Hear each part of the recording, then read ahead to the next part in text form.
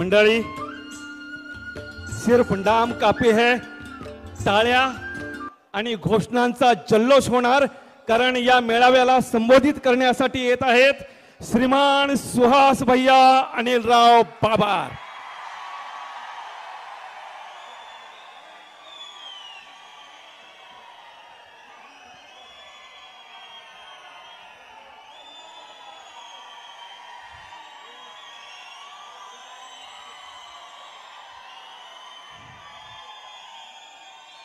आजच्या या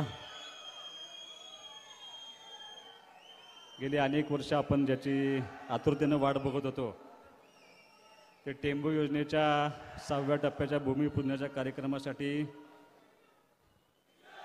ज्यांच्या हस्ते 6व्या टप्प्याच्या भूमिपूजनाचा कार्यक्रम पार पडलाय ते आपणा सर्वांचे नेते ह्या महाराष्ट्र राज्याचे मुख्यमंत्री आदरणीय एकनाथजी शिंदे साहेब, व्यासपीठावरती उपस्थित भाऊंच्या पश्चात ज्यांनी आपलं पालकत्व घेतलं ते आदरणीय मंत्री महोदय आदरणीय शंभूराजे देसाई साहेब,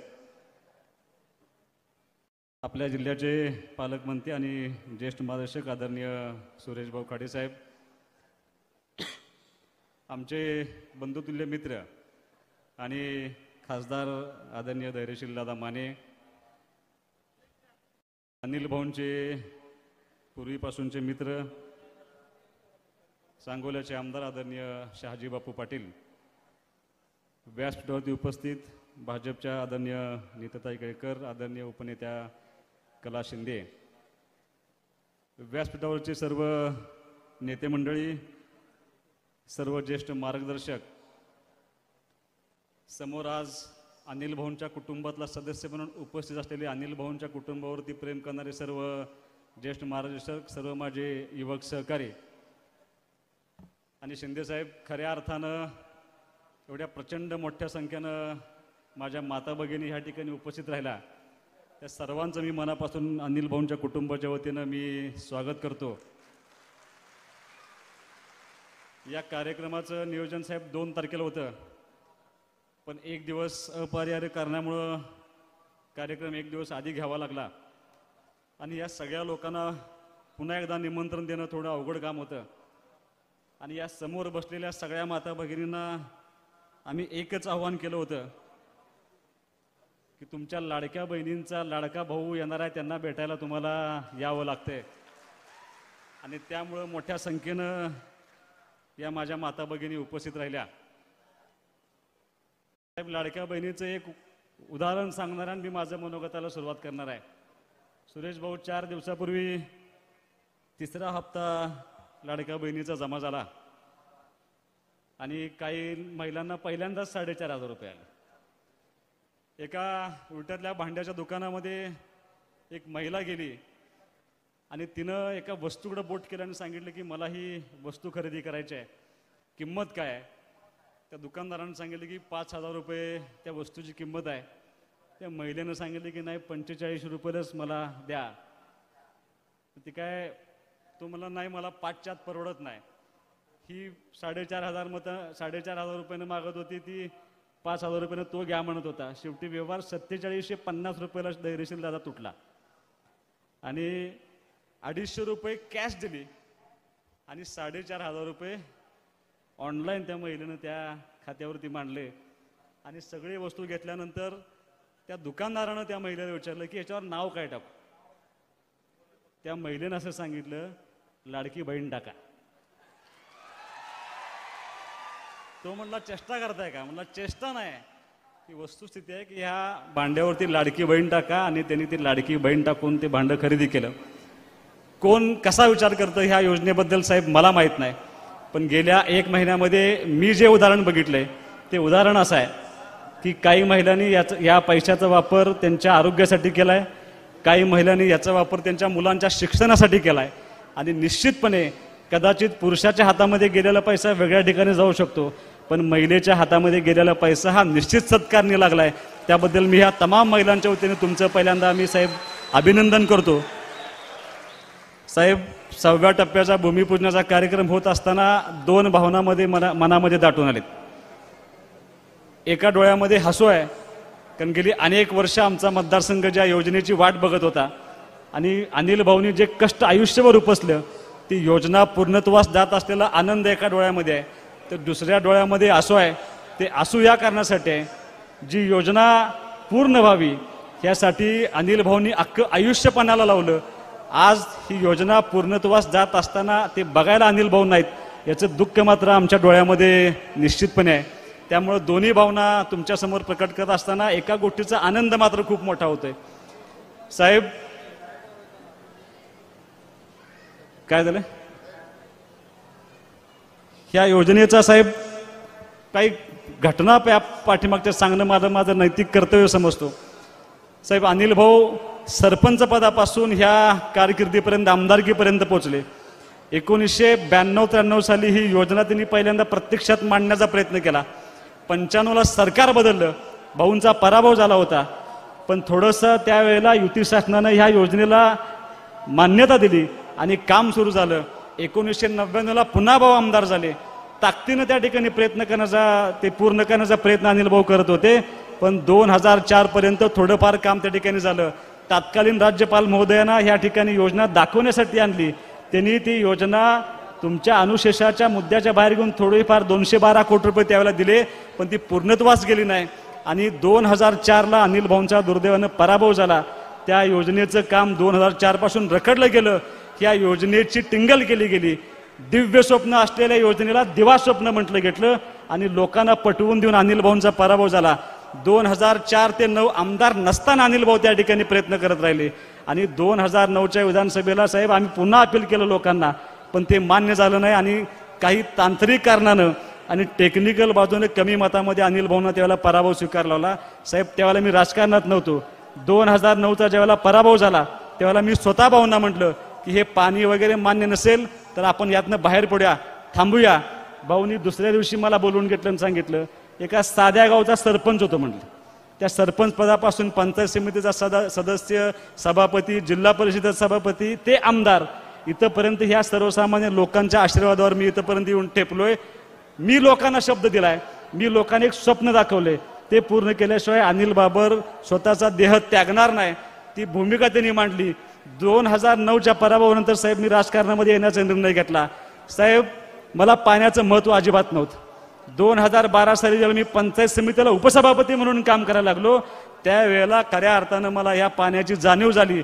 2012 ते 2015 पर्यंत, साहेब, मी स्वतः 200 टँकरनं, साहेब, पिण्याचं पाणी ह्या मतदारसंघाला देण्याचा प्रयत्न केला. तालुक्याला, आटपाडीला वेगळाच विषय होता. आणि त्यावेळेला खऱ्या अर्थानं जाणीव झाली.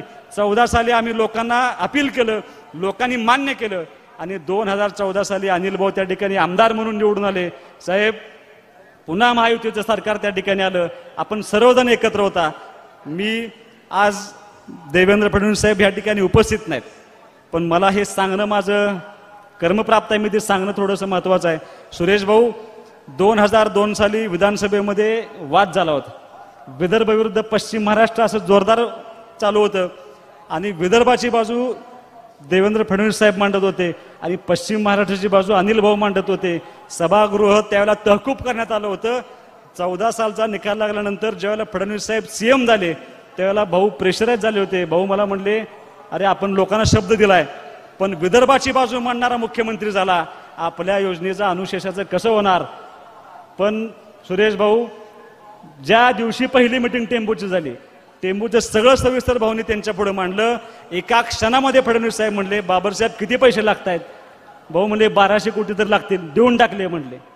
आणि साहेब म्हणले अनुशेष, त्या अनुशेषाचं माझं मी बघतो म्हणले. आणि या युती सरकारच्या काळामध्ये 14 पासून 19 पर्यंत त्या ठिकाणी प्रचंड मोठं काम झालं आणि खऱ्या अर्थानं 5व्या टप्प्यापर्यंत असलेली योजना ही पूर्णत्वास गेली.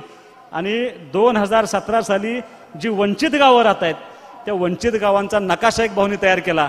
ज्या गावाला पाणी जातंय त्याला हिरव्या स्केचपेननं रंग दिला आणि ज्या गावाला पाणी जात नाही त्याला लाल स्केचपेननं रंग देऊन ती योजना तत्कालीन मुख्यमंत्री आदरणीय फडणवीस साहेबांच्या पुढे ठेवली. त्यांना सांगितलं ह्या लोकांना पाणी द्यावं लागते. आणि 6व्या टप्प्याचा जन्म 2017-18 साली त्या ठिकाणी 6व्या टप्प्याचा जन्म झाला. तत्वता मान्यता झाली, पण दुर्दैवानं परत सरकार बदललं गेलं. साहेब, 2.5 वर्ष तुमच्यावरती अन्याय झाला, त्याच्यापेक्षा कैक पटीने अन्याय या मतदारसंघावरती झाला आणि हा मतदारसंघ आमचा 10 वर्ष मागे ढकलण्याचा प्रयत्न झाला. या योजनेला सुरुवात केली नाही. साहेब, जगाच्या इतिहासामध्ये नोंद घेतली असा उठाव तुम्ही केला आणि त्या उठावामध्ये सगळ्यात पहिल्यांदा आपले अनिल भाऊ होते. हे फक्त 6व्या टप्प्याच्या टेंबूच्या पाण्यासाठी होते. त्यांनी कधीच तुम्हाला मंत्रिपद मागितलं नाही. पण ह्या 6व्या टप्प्याचं मला काम करून दिलं पाहिजे. आणि साहेब, या मतदारसंघाच्या वतीनं आदरणीय फडणवीस साहेब आणि तुमचं आम्ही मनापासून या ठिकाणी स्वागत आणि अभिनंदन करतो की शिंदे साहेब तुम्ही नसता तर हे 6व्या टप्प्याचं काम कधीच झालं नसतं आणि 40 गावं आमची अशीच त्या ठिकाणी पाठीमागे पडत राहिली असती. मी तुमचं मनापासून या ठिकाणी अनिल भाऊंच्या कुटुंबाच्या वतीनं मनापासून आभार मानतो. साहेब, आज ही समोर बसलेली सगळी मंडळी ही अशा परिस्थितीमध्ये आहेत, भाऊ नसताना ही सगळी मंडळी पहिल्यांदा एकत्र आलेत. मी साहेब तुम्हाला एवढंच आठवण करून देणार आहे की गेल्या 8 महिन्यापूर्वी अनिल भाऊ आम्हाला सगळ्यांना सोडून गेले. ज्या वेळेला 6व्या टप्प्याची प्रशासकीय मान्यता होती त्यावेळेला देसाई साहेब त्याचे साक्षीदार आहेत. नागपूरमध्ये मंत्रिमंडळाची बैठक चालू होती. अनिल भाऊ खुर्ची टाकून बाहेर बसले होते आणि 9 नंबरला विषय होता. 9 नंबरला विषय आल्यानंतर देसाई साहेबांनी तुम्हाला आठवण करून दिली की अनिल भाऊंचा विषय आहे आणि तुम्ही एका सेकंदात सांगितलं मान्यता देऊन टाकलेल्या 6व्या टप्प्याच्या प्रशासकीय मान्यतेला. अशी ही झालेली सुरुवात. त्या दिवशी तुमचा सगळ्यांचा सत्कार भाऊनी केला, काही अधिकाऱ्यांचा सत्कार भाऊनी केला आणि कार्यकर्त्यांना भाऊ भेटल्यानंतर भाऊनी एवढंच सांगितलं अनिल बाबरच्या आयुष्यातल्या सगळ्या राजकीय इच्छा पूर्ण झाल्या. ज्या वेळेला सगळ्यांना असं वाटत होतं की अनिल भाऊ मंत्री व्हावेत त्यावेळेला भाऊनी असं सांगितलं की मी जो शब्द दिला होता त्या शब्दातनं अनिल बाबर उतराई झालाय. आता कशाचीही मला अपेक्षा नाही. आई गेल्यानंतर माझे वडील खचले होते साहेब, पण त्याच्यापेक्षा जास्त मीन माझा भाऊ खचलो होतो. आमच्याकडे बघून त्यांनी जगण्याचा प्रयत्न केला. आई गेल्यानंतर 2 महिन्यात त्यांनी आम्हाला बोलवून सांगितलं की जिच्यासाठी करायला पाहिजे होतं, कदाचित आमदार म्हणून मी यशस्वी ठरलो असेल पण मी नवरा म्हणून यशस्वी ठरलो नाही. मी कधी पिक्चरला गेलो नाही, कधी जेवायला गेलो नाही, कधी फिरायला गेलो नाही. माझं दुर्दैव असं की मी कधी तिला वेळेत दवाखान्यात घेऊन जाऊ शकलो नाही. तिच्यासाठी मी काही करू शकलो नाही. आता इथून पुढं मी तुमच्यासाठी काय करेन ही अपेक्षा मनामध्ये बाळगू नका. जेवढं मला देवानं आयुष्य दिलंय ते उर्वरित आयुष्य समर्पित भावनेनं लोकांसाठी जगण्याचा प्रयत्न करेन.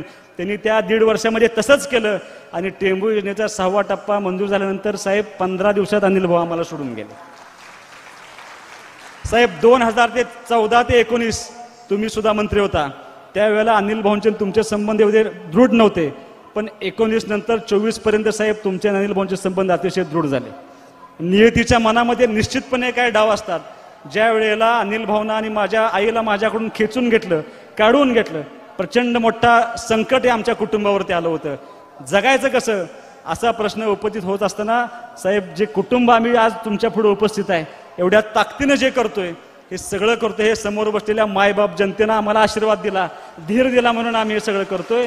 आणि त्याच्यापेक्षा सुद्धा पुढे जाऊन साहेब तुमच्या बाबतीत एक मन आहे की अनाथांचा नाथ एकनाथ आहे आणि देवानं मला त्याच भूमिकेत आणून ठेवलं साहेब. अनाथ केल्यानंतर राजकारणामध्ये टिकण्यासाठी जी मदत करायला पाहिजे होती ती प्रचंड नाथ बनून तुम्ही आला आणि तुम्ही आम्हाला ह्या मतदारसंघाला प्रचंड मोठी ताकद देण्याचा प्रयत्न केला. साहेब भाऊ गेल्यानंतर सगळ्यांना असं वाटत होतं की ह्या कुटुंबाचं कसं होणार, राजकारणाचं कसं होणार, पार्टीचं कसं होणार. पण मी मुद्दाम तुम्हाला सांगतो साहेब, माणसाच्या आयुष्यामध्ये काही नाती त्याला जन्मजात मिळत असतात. आई वडील भाऊ बहीण चुलते मावशी काका मामा मामी हे सगळे जन्मजात मिळतात. काही नाती अशी असतात की त्याला मिळवावी लागतात. तो नाता असा आहे की मित्राचं नातं आहे साहेब. मी मित्र म्हणून अनेक लोक मिळवलेत. राजकारणामध्ये काम करत असताना जे जे मला जोडले गेलेत ते मित्र म्हणून जोडण्याचा मी प्रामाणिकपणे प्रयत्न केलाय. पण त्याच्या पुढे जाऊन साहेब मला जे माणसं मिळालेत, मला जे शक्ती मिळाले ते अनिल भाऊंच्या उपकारामुळं, त्यांच्या आशीर्वादामुळं, माझ्यावरती प्रेम करणारे भाऊंच्या नंतर ही समोर बसलेली सगळी आम जनता, अनिल भाऊंच्या पार्टीचे सगळे ज्येष्ठ कार्यकर्ते. साहेब राज्याच्या इतिहासातलं पहिलं उदाहरण असेल की वडिलांच्या पश्चामध्ये एखाद्या मुलाला स्वीकारताना पार्टी एवढ्या ताकदीनं प्रेम करते. आज ही सगळा अनिल भाऊंचा ज्येष्ठ माणूस, सगळे युवक सहकारी अतिशय प्रामाणिकपणे या विधानसभेला यश मिळावं म्हणून ताकदीनं त्या ठिकाणी काम करण्याचा प्रयत्न करतायत. मी तुम्हाला एवढंच आश्वस्त करतो साहेब, मी आजही विधानसभेच्या निवडणुकीचा विचार केलेला नाही. तुम्ही येण्यापूर्वी काय लोक भाषण करत असताना भावी भावी भावी म्हणून सांगत होते. मी त्यांना येऊन सांगितलं राजकारणातला सगळ्यात धोकादायक शब्द कुठला असेल तर तो भावी. भावी काय म्हणू नका म्हटलं. राजकारणामध्ये काय होणार आहे मला माहित नाही. पण सुहास बाबर अशा कुटुंबात जन्माला आलाय की आणि वडिलांच्या पश्चामध्ये जसे माझे वडील जगले होते त्याच तोषानं तुम्हाला मी सांगतोय, हा अनिल भाऊंच्या मुलाचा तुम्हाला शब्द आहे. शेवटच्या श्वासापर्यंत जसे भाऊ जगले होते तसंच जगण्याचा प्रामाणिक प्रयत्न, तुमच्यासाठी जगण्याचा प्रामाणिक प्रयत्न मी करण्याचा या ठिकाणी माझा मानस आहे. माझे वडील स्ट्रेचरवरती असताना सुद्धा साहेब काम करण्याचा प्रयत्न करत होते. 8 तासानंतर काय घडणार आहे माहीत नव्हतं, पण शेवटच्या घटकेपर्यंत त्यांनी काम करण्याचा प्रयत्न केला. मी साहेब जिल्हा परिषदचा उपाध्यक्ष होत असताना मला अध्यक्षपदाची ऑफर होती. काँग्रेस राष्ट्रवादी मला अध्यक्ष करणार होते. त्या दिवशी दर्शील दादा मी हवेत होतो, मी झोपू शकलो नाही रात्री, कारण उद्या सकाळी मला लाल दिवा मिळणार होता. माझ्या वडिलांनी तात्काळ भाजपला पाठिंबा जारी केला आणि सांगितलं एकाच अटीवर कुठलंही पद देऊ नका, पण टेंबूचं काम माझं पूर्ण झालं पाहिजे. ह्या एका अटावरती आम्ही त्यांना पाठिंबा दिला, त्यांनी मान्य केला, मला उपाध्यक्ष केलं. ज्या दिवशी निवडी झाल्या त्या दिवशी माझ्या वडिलांनी मला कानात देऊन सांगितलं की खालचं चेंबर घ्यायचं, खालचं म्हणले वरचं घ्यायचं नाही. उपाध्यक्ष चेंबर दुसऱ्या मजल्यावरती होतं, अतिशय प्रशस्त चेंबर सोडून मला खालचं चेंबर घ्यायला सांगितलं. सगळ्यांनी मला येऊन त्या खुर्चीवरती बसवलं. वडील माझे आले नाहीत. ज्या वेळेला आले तेव्हा त्यांनी मला कानात सांगितलं खालचं चेंबर काय घ्यायला, याला कळलं का? म्हणलं कळलं नाही मला काय घ्यायला, कारण खालचं चेंबर एकदम साधं चेंबर होतं. काम करत असताना, खुर्चीवरती बसत असताना, सही करत असताना एक गोष्ट डोक्यात ठेवायची, आपला बाप या खुर्चीवरती बसला होता म्हटलं. ती शिकवण मला आहे. त्यामुळं 10 वर्ष काम करत असताना एकही चुकीचं काम साहेब मी त्या ठिकाणी केलेलं नाही आणि कधीच करणार नाही. मी तुम्हाला एवढंच सांगतो, जी शिकवण मला अनिल भाऊंची ते तत्व घेऊन काम करण्याचा प्रामाणिकपणे प्रयत्न मी निश्चितपणे करणार आहे. मला खूप मोठी संकट साहेब या 8 महिन्यामध्ये आली, भविष्यामध्ये सुद्धा खूप मोठी संकट येतील. राजकारण गृहीत धरून जाणारा माणूस मी नाही, पण आई वडील गेल्यानंतर मात्र एक गोष्ट आहे, उद्याची काळजी करायला सोडून दिले, निकालाची सुद्धा मी काळजी करत नाही. आजचा जो दिवस दिलाय तो अतिशय प्रामाणिकपणे काम करायचं आणि आपल्या वडिलांनी घालून दिलेला आदर्श जो लोकसेवेचा आहे तो आयुष्यभर चालवायचं, एवढं माफक काम इथून पुढे करण्याचं अभिवचन मी तुम्हाला निश्चितपणे देतो. अनेक लोकांनी साहेब ह्या 8 महिन्यामध्ये मदत केली.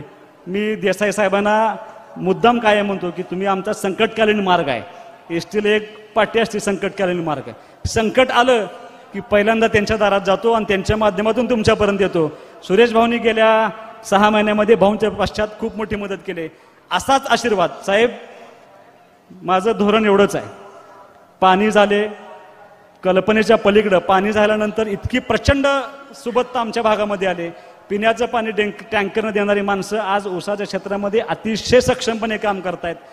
याच्या पुढं काय करायला पाहिजे म्हणून अनिल भाऊनी जवळपास 10 नवे सबस्टेशन त्या ठिकाणी चालू केलेत. मतदारसंघातले प्रत्येक रस्ता त्या ठिकाणी चांगला करण्याचा प्रयत्न केला आहे. याच्या पुढे जाऊन आरोग्य सेवासाठी साहेब आटपाडीला एक जिल्हा उपरुग्णालय चालू आहे, विट्याला उपजिल्हा रुग्णालय मंजूर आहे, प्रत्येक गावामध्ये उपकेंद्र मंजूर करण्याचा आणि RH मंजूर करण्याचा प्रयत्न केला आहे. माझी तुम्हाला विनंती एवढीच आहे, हे विटा शहर, आटपाडी आणि खानापूर हे आमच्या बाजारपेठेचे मुख्य गाव आहेत. याला जोडणारे साहेब 2 मोठे रस्ते झालेत. नॅशनल हायवे 2 मंजूर झालेत, एकाचं काम झालं, एकाचं काम चालू होईल. सगळे हायवे स्टेट हायवे जोडलेत. साहेब 700 कोटी रुपये मला 142 किलोमीटरला हॅममधून मतदारसंघासाठी दिलेत. त्याचं काम काही दिवसामध्ये चालू होत आहे. मला या मतदारसंघाला शाश्वत विकासाबरोबर काही नाविन्यपूर्ण साहेब, तुम्ही गदी माडगुळकरांच्या नावाने एक नाट्यगृह आटपाडीमध्ये 20 कोटीचं त्या ठिकाणी काम चालू आहे. मला तुम्हाला विनंती एवढीच करायची आहे, आमच्या विट्याचा मुख्य व्यवसाय साहेब गलाई व्यावसायिकांचा आहे, पोल्ट्रीचा आहे आणि यंत्रमागधारकांचा आहे. ह्या 3 व्यवसायाकडे साहेब आपण ताकदीने लक्ष दिलं पाहिजे. गलाई व्यावसायिकांचा धंदा अडचणी देतोय साहेब, त्यांना प्रशासनाचा आणि पोलिसांचा त्रास होतोय, त्यासाठी तुम्हाला इथून पुढे मदत करावी लागेल. यंत्रमागधारकांसाठी साहेब सूतगिरण्यांना जसं अनुदान दिलं जाते तसं यंत्रमागांना अनुदान देणं खूप महत्त्वाचं आहे. साहेब तुम्ही यंत्रमागधारकांना त्या ठिकाणी लाईट बिलामध्ये अनुदान दिलंय, त्याच्याबद्दल तुमच्या सर्वांचं मी मनापासून या ठिकाणी आभार मानतो. आणि ह्या बाजारपेठा डेव्हलप व्हाव्यात म्हणून विट्याला, खानापूरला आणि आटपाडीला तुम्ही नवीन नळ पाणी पुरवठा योजनेला जवळपास 200 कोटी रुपये दिलेत. या सर्व कामांच्या बद्दल मी तुमचा मनापासून या ठिकाणी आभार मानतो. अपेक्षा साहेब एवढीच आहे की भाऊंच्या पश्चामध्ये 8 महिन्यामध्ये तुम्ही खूप ताकद दिले. असाच आशीर्वाद, जसं धर्मवीर आनंद दिघेने तुम्हाला तुमच्या प्रसंगात साथ दिली तशीच साथ तुम्ही आमच्या कुटुंबाला, ह्या मतदारसंघातल्या आम जनतेला आणि अनिल भाऊंच्या कार्यकर्त्यांना अशीच साथ द्यावी अशी माफक अपेक्षा व्यक्त करतो. तुमचा जास्त वेळ घेत नाही, असंच प्रेम असाच आशीर्वाद सगळ्यांनी ठेवावा अशी अपेक्षा व्यक्त करून मी तुमच्या सर्वांची रजा घेतो. जय हिंद, जय महाराष्ट्र.